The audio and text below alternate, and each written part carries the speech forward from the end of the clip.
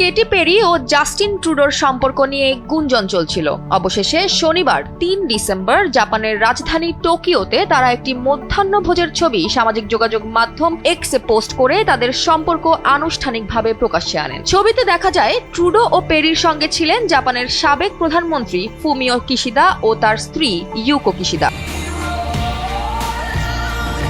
Kishida পোস্টের ক্যাপশনে পেরিকে ট্রুডোর পার্টনার হিসেবে উল্লেখ করেন। তিনি লেখেন, কানাডার সাবেক প্রধানমন্ত্রী ট্রুডো তার সঙ্গীর সঙ্গে জাপানে এসেছেন এবং আমরা অর্থাৎ আমার স্ত্রী ও আমি তার সঙ্গে মধ্যাহ্নভোজে বসেছিলাম। সেই পোস্টে ট্রুডো মন্তব্য করেন, অসাধারণ ছিল তোমাদের সঙ্গে কাটানোর সময় কিশিদা। কেটি ও আমি তোমার ও ইউকোর সঙ্গে বসে কথা বলে খুব আনন্দ অনুভব করেছি।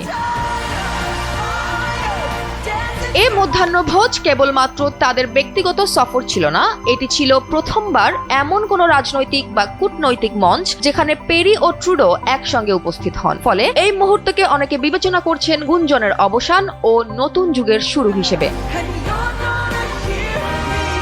তবে তাদের সম্পর্ক নতুন নয়। গুঞ্জন শুরু হয় গত জুলাই থেকে, যখন ট্রুডো ও পেরি দুজনের দাম্পত্য বিচ্ছেদের পর একসঙ্গে দেখা গিয়েছিল। অক্টোবরের শেষে প্যারিসে একেবারে শোতে হাত ধরাধরি করে বের হওয়ার পর তাদের সম্পর্ক মিডিয়ায় আলোচনার ঝড় তুলে। এবারের টোকিও সফর ও ছবি ভাইরাল হওয়া তাদের সম্পর্ককে পুরোপুরি অফিসিয়াল মর্যাদা দিয়েছে। জাপানে পেরি তার লাইফটাইম ট্যুরের অংশ হিসেবে সেখানে রয়েছেন, আর সেই সুযোগেই তিনি ট্রুডোর সঙ্গে সময় কাটিয়েছেন।